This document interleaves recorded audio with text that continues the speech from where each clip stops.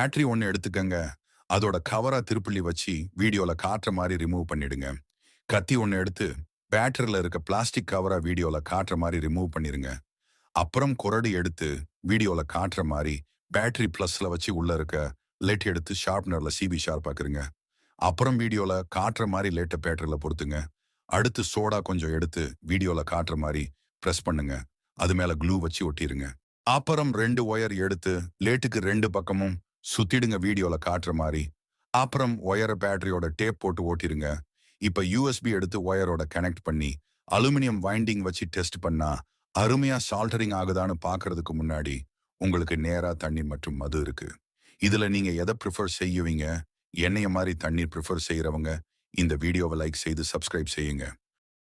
இந்த வீடியோவை லைக் செய்து சப்ஸ்கிரைப் செய்து ரீமிக்ஸ் கொடுத்து யூஸ் திஸ் சவுண்ட் கொடுத்தால் இந்த மேஜிக் நடக்கும். அட சால்டரிங் அருமையா ஆகுது.